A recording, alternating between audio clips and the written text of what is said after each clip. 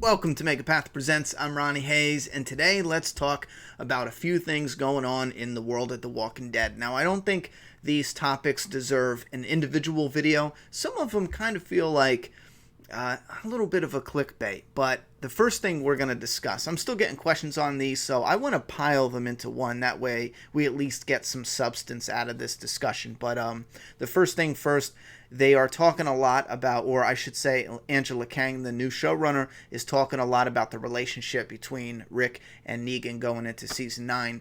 And this is something we have discussed in the past, so I'm going to keep this brief. It's obviously going to be similar to the comic book, but with its necessary remixes.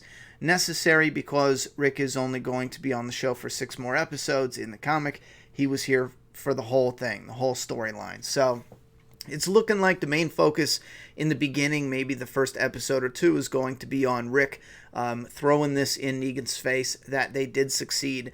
And he's going to continue to, go down to the basement and tell prisoner Negan about their successes. And then possibly in maybe episode 3 or 4-ish, we're only working with 6.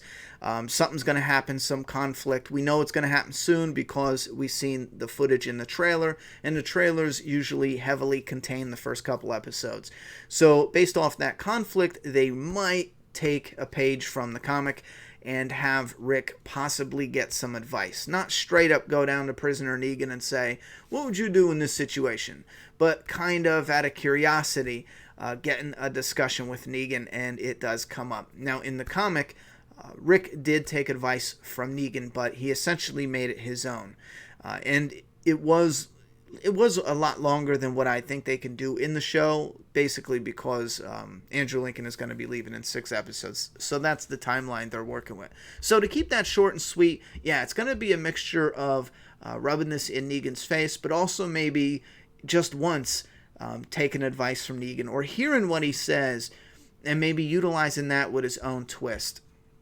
And again, this might be heavily remixed because Andrew Lincoln is leaving. But the next big topic is something I was in denial for a while. And I know it's the most obvious thing, but I just couldn't believe they would have Rick and Maggie going out in the same episode. But this is just a cold water slap in the face. And I know we've been talking about this for a while, but it says, in an interview with People, the 36-year-old revealed, I'm in the first 6 episodes of the show, and then a lot happens in that 6th episode of the show. And we know Rick is in 6, Maggie is in 6, and she's going to have an open-ended storyline, so they have to connect. I just feel like it would have to connect. Imagine Rick getting, and again, I have no idea what's going to happen to Rick, but imagine Rick getting stabbed and killed by whisperers at the bridge, and then Maggie gets in her own crazy trouble in the same 6th episode that has nothing to do with Rick and them are going through, and it's left open-ended. That just feels a little clustered. So whatever is going on with them, I'm sure maybe with that in the back of our minds, we can go back through the trailer and nitpick, and maybe people into spoilers can look into it. Hell, maybe they even know by now. I'm not asking for the information. I'm just saying, and for those who want to avoid spoilers, be extra careful in any Walking Dead YouTube video comment section, Facebook post, Twitter. Just be careful all around because you know damn well they're out there. But yeah, this, in my opinion, it does kind of confirm that something I've been in denial about for a while. Whatever happens between the episode 5 and 6, I'm sure it's spilling over into 6, is going to be a one event that's going to take Rick out of the show for good, and then take Maggie out in an unknown capacity. Is she going to be gone for good, or is she going to be coming back in season 10? At this time, I think it's almost confirmed that she's not coming back at all for season 9, so I'm not really sure what is going to take her out. Like I said, the helicopter could be one of the only things that we know of that could take her out of the story, leaving it open-ended. So, moving on to whatever this article, oh yeah, this article is friggin' hilarious. This comes from Forbes, right? It's like this: non-human edition coming to The Walking Dead that will make season 9 worth watching.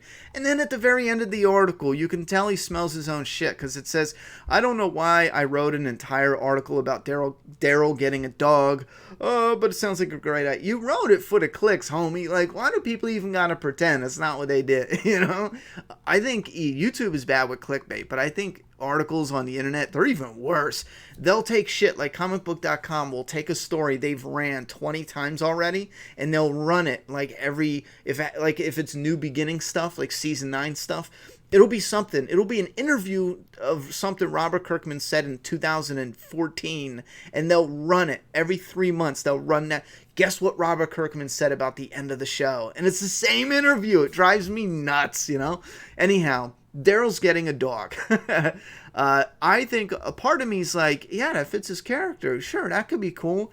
I'm a little worried, about that direction, though, but I think it could kind of work out. What really made me worry, again, I think it fits his character, and I think it could be a cool thing, and it could bring some fans, especially some female fans, they can swoon over the guy with his dog, you know? One thing that worries me is down here it says, I'm not even going to hunt for it. It just says there's going to be a whole episode dedicated to, wait, is this spoiler stuff? Okay, we're not going to click on the spoiler link, but he says it's light spoilers. I'm not even calling this a spoiler. So what? He gets a dog, finds a dog. But the one thing that made me nuts is it says it's going to have possibly a dog-centric episode as to how it was found and adopted. I'm hoping he just made that shit up. I'm hoping somebody just made that shit up. We don't need a dog-centric episode. What are you, nuts? What are they doing? This is probably the first thing I heard besides Rick and Maggie leaving. Okay, this is the third thing I heard. Everything else has me so hyped for season 9. It's unreal. I'm so excited, except for Rick, except for Maggie. Those are like punches in the balloon knot. But a dog-centric episode, that's like the whole fist going to the elbow in the balloon knot. I thought we were done with this. You know what I'm saying? Like a dog-centric. What are you? Oh my God. I'm moving on to the next topic. I can't take that shit. Let's hope that's BS. Anyhow, what is this article? Okay, this is coming from Skybound's mailbag, and it's Johnny Odell said of the crossovers in the brand's weekly Walking Dead mailbag. Okay, the important thing down here is Scott Gimple is Chief Content Officer. He oversees all the content and yada, yada, yada. Now, during San Diego, they said, well, hey, because of the timelines, there's no way they can do a crossover with any more characters. And Scott Gimple says it does not rule out more crossovers. That's about all I can say. It does not, but I wouldn't expect it all the time. Things could happen. You never know who might pop up on Fear. That includes Walking Dead and potentially people in the past from Fear the Walking Dead. Now, we've talked about this on a channel, and I think this is definitely a possibility. If you bring the character locations closer together, you can bring the Walking Dead characters onto Fear the Walking Dead. You can bring Fear the Walking Dead characters onto the Walking Dead character, the Walking Dead show, the Walking Dead characters. You don't want to merge both shows. I know a lot of people say that. Just merge them already because that'll take away profits. You know, if you have 20 episodes on one show and 20 episodes on another show, if you merge them and keep 20 episodes, you're losing all that ad revenue on the 20 episodes that you're not showing anymore. Same thing, like a lot of people want Walking Dead to be 10 episodes. Well, now you're losing all the ad revenue from the commercials on the 6 episodes you cut out. That's damn near almost half. You know, I mean, well, maybe not that much, but you know what I mean? That's a lot. That's a lot. That's definitely a lot. What would that? That would be like 1/3, a little more than 1/3. 1/3 of the money it makes in ad revenue, man, that's a stinging hit. So taking Fear show, you would take any ad revenue they make off that show. Let's say millions of dollars, you know. It's just gone if you blend the two shows. But this way, if they get close enough, and let's say they're bringing Morgan back, and they get to an area that is 20 hours away from Virginia's, where they're located in the story.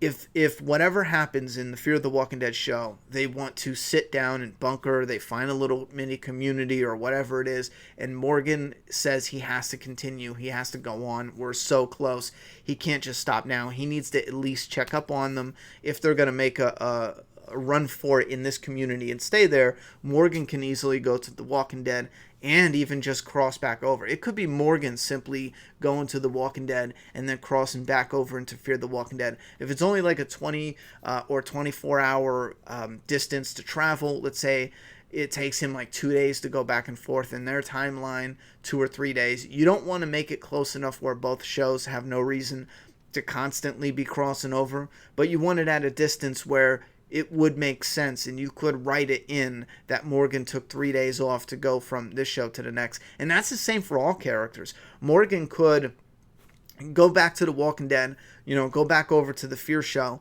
and during The Walking Dead season 10, Morgan can come back with Alicia or something. She can have an episode or two in The Walking Dead. Now, this isn't something that I personally want. I want them to stay separate. I want to just get Morgan, bring him back over to The Walking Dead, and whatever they've done with Fear right now with the little soft reboot, keep it as it is, and keep The Walking Dead as it is, and no more with the crossovers. I'm good with that, but we'll have to see what happens. I don't want to keep dragging this on, but that's pretty much the most recent news. If there's anything else that I missed that is not spoilers, that's something you guys want to discuss, holler at me. Maybe if I can combine 4 or 5 things to make it worth talking about, we'll do a video tomorrow on that. But I do have other videos in the pipeline. I just wanted to take a minute because I keep getting a lot of emails and stuff about some of these questions here that's been hitting the news feed recently. So thoughts and opinions down in that comment box. I'm done talking. It's your turn.